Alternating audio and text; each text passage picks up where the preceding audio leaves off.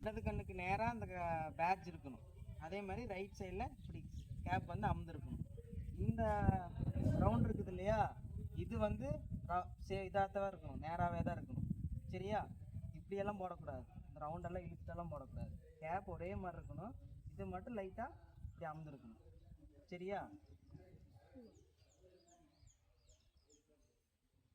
Next இதுக்கு பேர் என்ன? ஸ்கார்ஃப். ஸ்கார்ஃப். சரிங்களா? ஸ்கார்ஃப் எப்படி ரோல் பண்ணுறோன்னு சொல்லித்தரேன் பாருங்க. இதுக்கு பேர் வாகல். இதுக்கு பேர் ஸ்கார்ஃப், இதுக்கு பேர் வாகல்.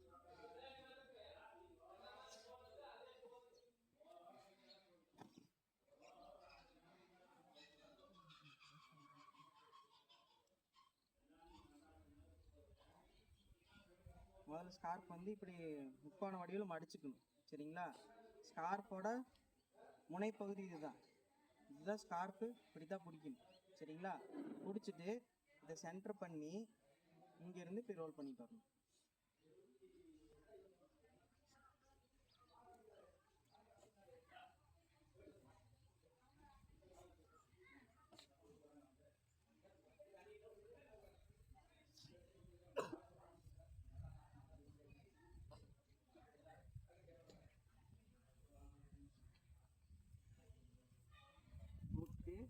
வாகல் வந்து இதுதான் பேட்ச் வந்து இதுதான் டைரெக்டாக இருக்கணும், ஸ்ட்ரைட்டாக. கம்தியெல்லாம் போடக்கூடாது. சரிங்களா? இதுதான் லோகோ, நம்மளோட சாரண சின்னம் இதுதான். சரிங்களா? அவங்க சட்டையில் கொடுத்துருப்பாங்க, யூனிஃபார்மில் கொடுத்துருக்குறாங்களா, அதே மாதிரி தான் இது நேராகவே தான் போடணும், தலகளால் போடக்கூடாது.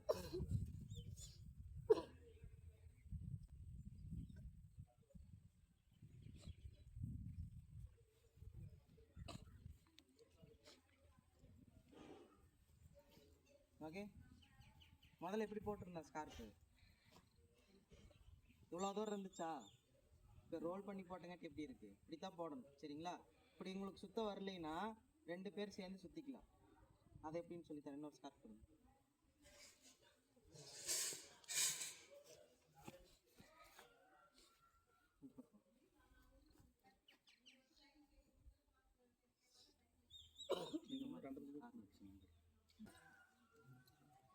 அடுத்து உங்களுக்கு இந்த மாதிரி சுற்றுறதுக்கு சிரமமாக இருந்துச்சுன்னா 2 பேர் சேர்ந்து இப்படி ரோல் பண்ணிக்கணும்.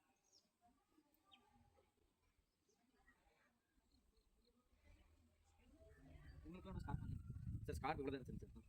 போன மாதம் இவ்வளோ கொடுத்துட்டு போனாரு சார். சரி, பார்க்கலாம். சென்டரில் வாங்கிக்கலாம். ஓகே. முதல்ல இருக்குது பார்த்துட்டு